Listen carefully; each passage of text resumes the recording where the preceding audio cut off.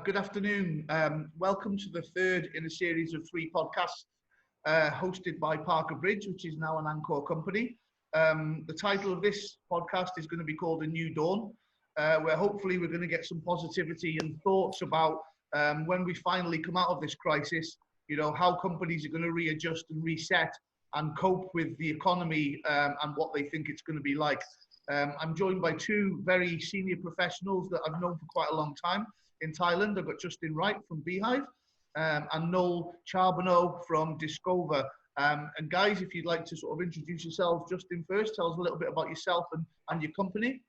Okay, thank you, Richard. So my name is Justin Wright. I'm the regional head for the Beehive Group. Beehive is a Middle East headquartered financial technology business, and we effectively have a technology platform which spans a whole range of different products for both financial institutions and small and medium companies. For our Asian business, we work across the region. And yes, it's certainly a very challenging time and an interesting time, and happy to be here and talk about it. Apart from that, I've been in Asia for over 18 years, so I have a reasonable amount of experience across different sectors, different industries, spanning banking and consulting as well. So happy to share my thoughts with you today. Noel? Justin, Noel? Yeah, thank you guys. Yeah, great to be here. Noel Charbonneau, the technology director for Discover. We are a destination management company spread across 14 countries.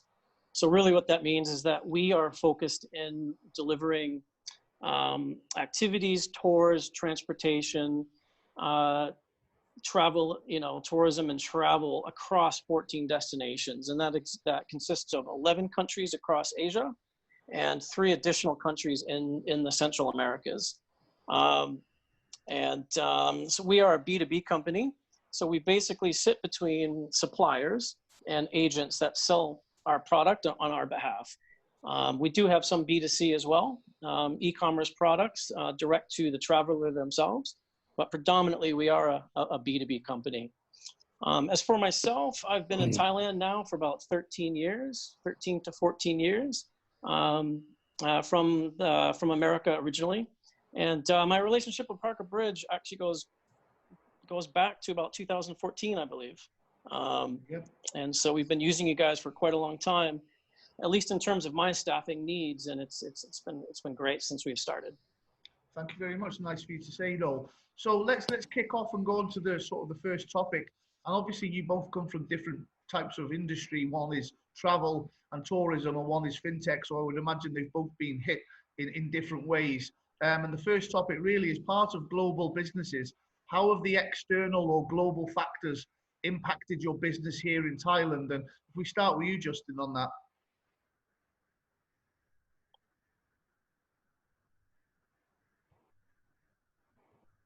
Hello? Did you get that, Justin? I think he's frozen. It looks like he's frozen, yeah. Do you want to take that question to you, Noel, for now?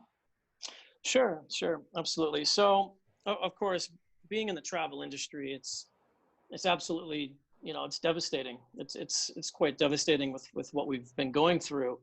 The travel industry, along with the medical industry, are probably 2 of the most impacted industries. But I think with that said, pretty much every industry is having some major impact. Going back to just before pre-COVID, so around February timeframe, when it became clear that COVID was starting to spread, right? Of course, we're across 11 countries in Asia. It quickly went from monitoring and managing the situation in all of our destinations and escalating very, very quickly into full-blown crisis management. And so, for example, the impact in Thailand and all our countries, as we all know, borders started closing relatively quickly. Airlines, started to cease all inbound international flights. And of course, even domestic travel started coming to a complete standstill. So it's impacted us pretty greatly, right? But I think And of course, going through this, our number one priority has been to preserve jobs as best and as feasible as we possibly can. And that's where we're putting a huge amount of our focus right now, is preserving our jobs, implementing our crisis management plan, which I think has been actually a great success with our company. Things started to escalate relatively quickly in Vietnam first, outside of China. And so we quickly started working around the clock to enact our crisis management plan. We were faced with a situation where we actually had to start repatriating all of these foreigners, getting them out of the destinations and back to their home countries. And so that was something that became critical for us, around the clock, 24/7. Immigration, we're starting to change the policies for visas.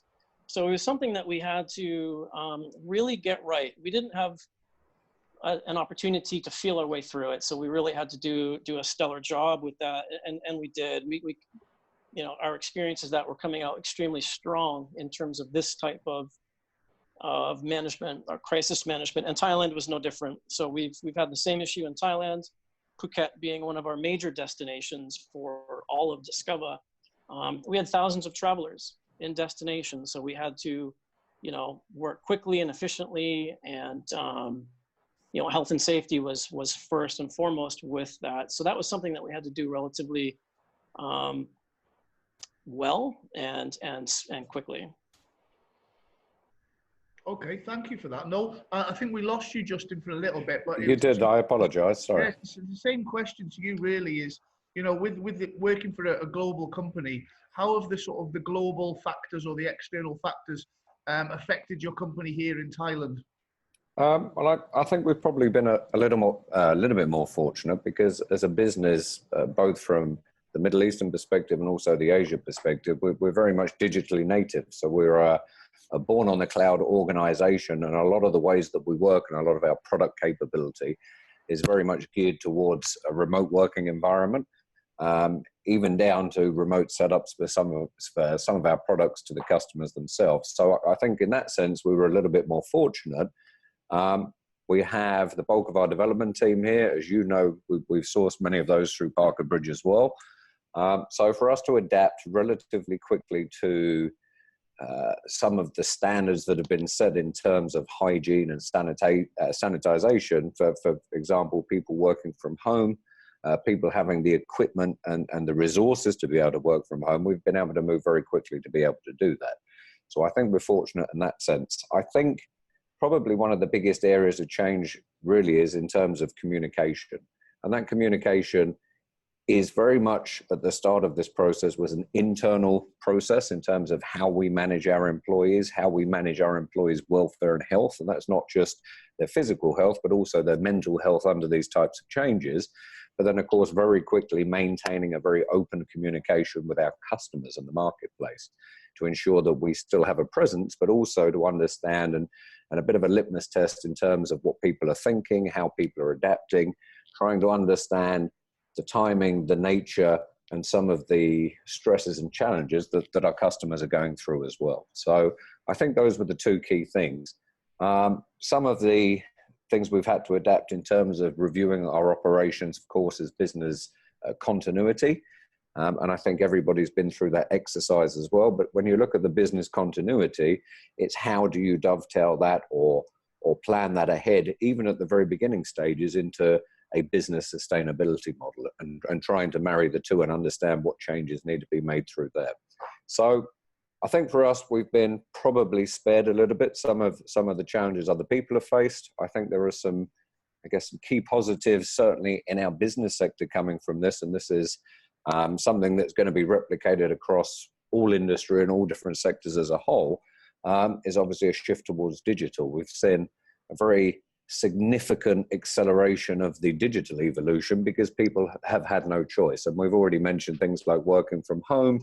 Some of this will be more driven by efficiencies in the business going forward, the communication tools, the software tools that people use, and how we interact with each other. And as a point in case, the call we're on now for Zoom, for example. So it's about how we adapt with those things and how we take those things and that knowledge. How do we apply it to our business going forward, and how can we support not just our ecosystem, but, our business sector, the country as a whole, and as I said, the well-being and health of our employees and the general environment we work in, basically. Well, thanks for that, Justin. I think, Noel, you'll agree with most of that. And I was going to say that, with your industry, like you said, being hit the hardest, if you can give any tips and ideas of how Discover are coping with this, and if you can get through this, I'm pretty sure most other companies can. Yeah, absolutely. It's very similar. It's a very similar situation for us, right? On one side, we were hit with the pandemic on the operations side, right? So on the operations side, we're focused with the people in the destination, also working with suppliers, getting people repatriated out. But then on the internal side, absolutely, we were faced with, enabling BCP, our business continuity across, 14 countries, and literally, overnight. And thankfully, we were in a great position, to do that. So we could, send everybody home, working remotely from home, having the technology solutions, for security and collaboration and sharing and that type of thing. Basically, putting users in the position where they're still very highly productive. There's been no impact to their working. And so not only were we faced with this pandemic from an operational standpoint, but we found ourselves implementing BCP, not just IT BCP, but of course, from a staff and user and productivity standpoint, we were faced with all of that at the same time. And I think, while there were really good lessons learned out of that, I think we were well positioned to handle it quite seamlessly. And, everything pretty much went very, very seamlessly and without a hitch, so there were really no major cases for us in terms of, impact to our business, which has been great. With that said, I think probably everyone across every industry have taken some excellent, lessons learned. Everybody has a BCP. Everybody has some semblance of crisis management, but it's been, put through to the extreme, I think, with this pandemic, and it's shown to be, it's successful, and these things work well. So I think we'll just continue to improve what we have and take the lessons learned. Thank you, Noel. That's fantastic. So that sort of leads us on to the next point, really, and hopefully the positive side of things. Obviously, with a relatively low amount of cases in Thailand and restrictions started to be lifted here, I mean, what positives could be taken, and how has your business adapted to be in line with, as they say, the new normal? This question's in a few parts, really. How can the new normal be defined, and how does it differ from industry to industry? We'll start with you on that, Justin. Thanks, Richard. I think the word new normal has been used extensively over the last few weeks, and I understand that, because people need to be able to have a definition around these areas. Unfortunately, it seems to be a bit of a catch-all, so it's about trying to break down what those common themes are. So I think probably if you start from the top down, there's going to be certain areas as we emerge from these lockdowns, these challenging business environments, that are common to all industries. They're going to be sector agnostic, country agnostic. So, I've already touched on it earlier in terms of occupational health and what that actually means. And whereas before it may have been, applied to certain industries as safety on a building site, occupational health will have to take on a whole new role across nearly every business and every division. So, if you look at that HR function, how do you change that and define that going forward? I touched on mental health. Is it going to be sanitization? Is it going to be hygiene? Are companies going to look at ways to support their staff through the issue of personal protective equipment, masks, and so on? Now, while some of that may seem, a here and now issue, it's about how do you plan for that for the longer term? And that falls back into your business continuity plans, your risk mitigations going forward. So I think every company is going to have to look at that as a specific area and understand how they implement that and move that forward. I think on the negatives, regardless of industry, we've had, effectively a huge loss of capacity that's going to take time to come back, and specifically in hospitality. If you look at what's happening with airlines, continual groundings, you know, a lot of countries will focus certainly on their domestic tourism first. You're going to have behavioral changes amongst your client base and your customers, whether people are hesitant to want to travel in the short term because of health, in the longer term because of their finances. There's going to be a lot of these considerations. Now again, each of those will affect pretty much every industry. And another one that falls into that area, again, comes back to digital and how you understand what digital is, whether that's your communication tool, whether it's data, whether it's your service delivery model, you know, and how do you start to use those tools that are out there to bring some gains to your business. And again, move back to this sustainable model. So whether that's business sustainability today, but then how do you grow from there? So I think in the general piece, I think under a new normal, you know, there's going to be a lot more of a move towards a modular setup for your business. I think we'll see some move in certain areas towards outsourcing. So where you have a very agile model where you can quickly ramp up or ramp down your business services and affect your scalability. I think when you go down to more industry specific areas, if we break it down to goods and services, I think one of the really large areas, and I think one of the most significant changes, is going to come through supply chains. I mean, that's been talked about a lot in a lot of the different studies, a lot of different papers you see. You know, in the first instance, there's the just-in-time model, whether that works, whether that's, you know, sufficient when we have these types of market shocks.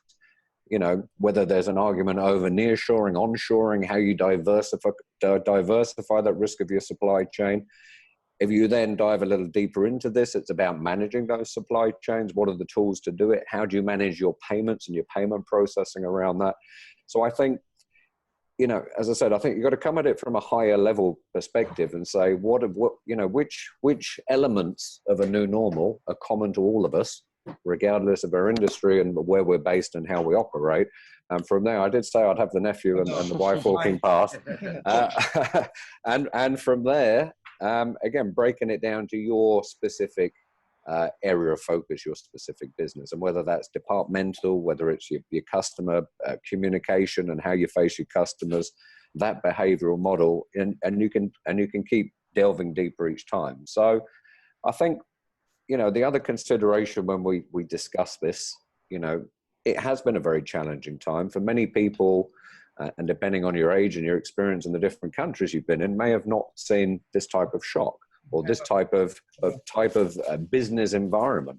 And I think, you know, it's another case where you have to say, you know, it's another area where you have to not lose sight of what it is we're trying to do. In the first instance, is about how we deal with the here and now, but having one eye on how this emerges. But I think nobody has an answer. This hasn't happened before. So, you know, I think we all accept there'll be some changes. As I said, there's a loss of capacity. There'll be some uncertainty for a few months. How this falls out in the longer term over 2 quarters, 3 quarters, the U shape, the W shape, the V shape, we don't know. So I think the other thing to be conscious of in terms of how we emerge from this is to remain flexible, to remain agile, and to implement, you know, some more frequent business planning scenarios. Look at your stress testing, look across those different areas of your business. And the idea being ultimately is, how do I react quickly, you know, and efficiently to any changes in my business as the environment changes with me? If we go into a second lockdown, or what other changes we can perceive. So a lot of people I've spoke to in the last few weeks, it seems to be the same thing, sort of make decisions fast, you know, be agile, be flexible, but make decisions very, very quickly, and be able to be in a position to make decisions quickly. And I know that's what you were touching on before, Noel, which has sort of helped you through this a little bit. But how does your industry, do you think, differ to what Justin's just been saying in terms of coming out of this? Do you ever see it getting, or do you see it getting back to normal again in the near future, or do you think it's more long term? Yeah, definitely. No, I think that was, you know, that was well said, Justin, in terms of that throughout the industry, you know, for sure. In terms of the travel industry, yeah, absolutely. You know, we've got, you know, professionals, you know, within our company, and of course all around the world, you know, they've never seen this in 20 plus years of working. we ultimately don't know completely how this is going to look when we come out of this thing. What we do know is that obviously now and for the short-term future, travel is literally at a complete standstill, domestic and international. We see some hope. We see some communication coming out from governments that domestic travel might actually be lifted starting next week. So that's great. For example, Thailand, we know that Thailand is possibly going to open up some domestic travel. But again, that's going to come with a systemic change to how we fundamentally travel, right? Meaning, you're going to have social distancing in the airport. You may have staggered seating in airplanes. I've read something that some air carriers in Thailand actually is going to reserve the last row of the plane for people that show symptoms, and then they'll move people to those reserved seats. And so it's fundamentally going to change how travel exists, full stop. So it could do you think that'll be forever, or do you think that's just in the short term? I think the consequences are there if things are not taken into consideration now, right? So what's the next version of COVID? What's the next version of SARS or MERS? And we don't have a vaccination readily available. So I think, on one hand, we're not entirely sure what the industry is going to look like. We do feel like we have a good idea. So, we're predicting, certain numbers, like possibly, we might see a return to travel about possibly 20% around September, October timeframe. I think it's, we're hoping to see potentially a return of travel to about 40% by December. But ultimately, that downtrend is going to probably extend quite well through 2021. And so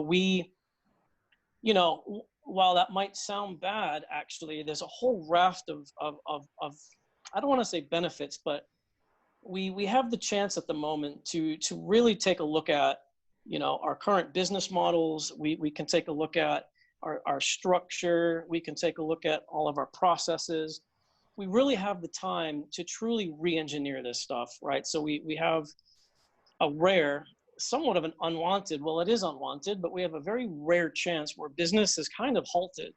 And we have a chance to really look at the industry and how can we emerge, as a destination management company to really hit the ground at a full sprint when we come out of this. And we feel like we have a very good understanding and a very good roadmap in terms of how to get there. Now, one thing I do want to read, which I think is quite interesting from Thailand.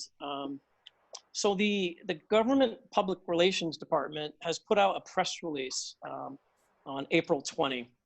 And it's basically coming from the Tourism Authority of Thailand.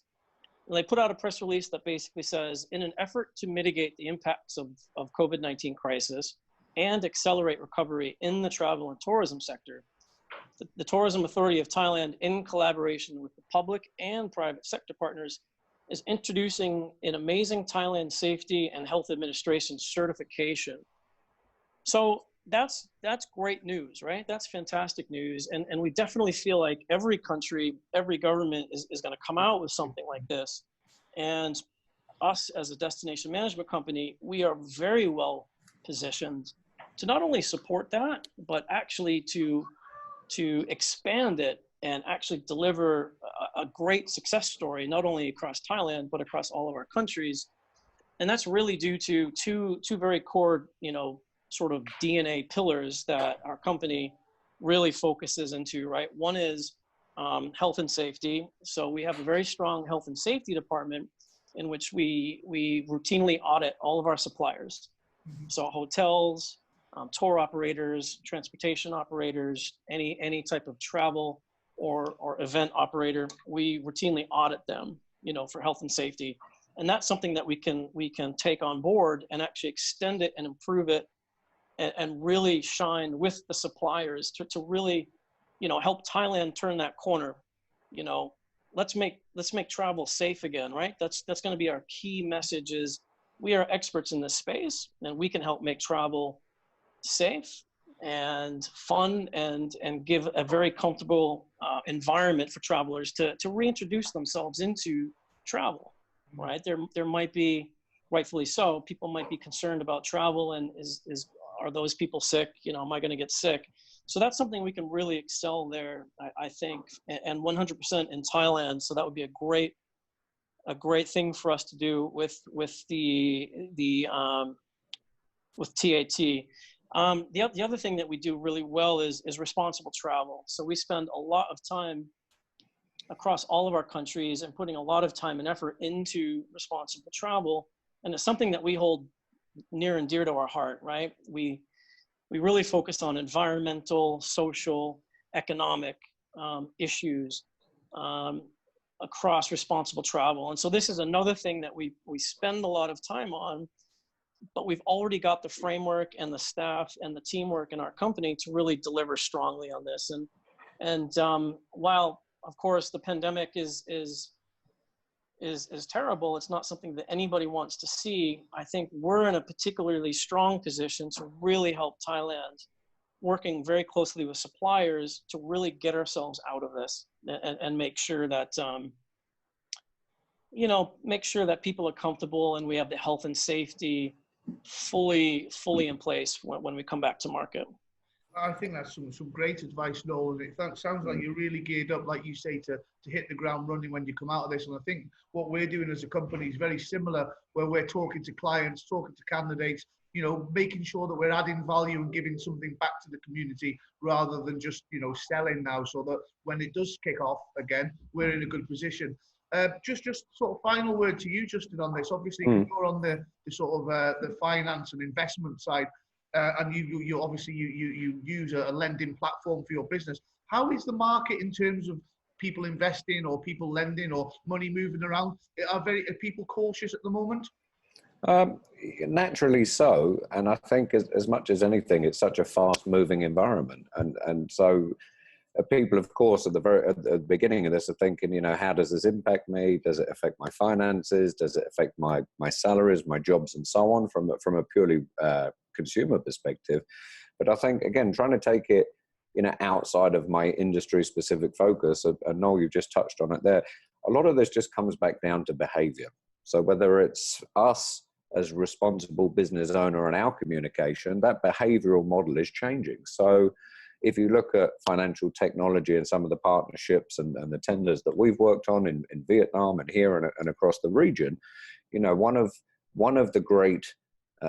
the bigger barriers that we faced is a cultural approach to this, and that's a legacy approach to procurement, a legacy approach to doing the business, and that comes because you have large organizations that haven't had the need to have any sort of urgency to move forward. So I think, if we just take the behavioral characteristics, you've mentioned, Noel, about keeping the back row on planes free, having spacing on seats. I mean, at the end of the day, it's how much of this is paying lip service to people's fears or to government safety versus practical measures. At the end of the day, an aeroplane is a flying tin can in the air, and if you actually go through a 2-meter distancing protocol, you'd end up with a load factor of about 10% an aeroplane, because you'd have to have seats removed in front of you.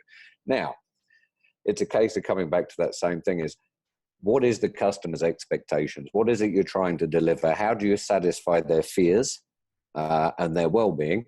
And how do we, over a period of time, move back towards a more traditional model? Now, I think some of these measures will be here to stay for a long time. And I think face masks is an example. We've had a number of different countries, whether it's the US, France, Germany, the UK. On the one hand, they're not suggesting that you wear a face mask because they're trying to protect their own PPE equipment for their own health services. But on the other hand, France are now suggesting you have to wear a face mask to go to school. Germany are making it mandatory. So it's these types of cultural behavioral changes that impact everything that we do. So Noel, it was great to hear what you were saying about how you rethink your business and base it off your DNA, effectively, those two key pillars you have. But it sounds like that's already a great foundation moving into how things are going to be anyway, because you do have a responsible, an accredited safety around your business and travel. So I think, Richard, to sum it up overall, it's about understanding the customers, understanding the journey, understanding your business, and just trying to be mindful and see how we move with that and how people's expectations change as we go forward. I think, we all agree it's unknown what will happen from here, but with what we do know, it's about trying to apply that to the business models we have and try and do the right thing and take it a month at a time at the moment. That's my interpretation of it. Well, thank you very much for that, guys. And look, thanks for having us on. Thanks for joining the call. I think we've got some good advice and some good tips and a bit of a varying background of industries there. So yeah, thanks for joining us again, and have a good day. Thank you very much. Thank you, guys.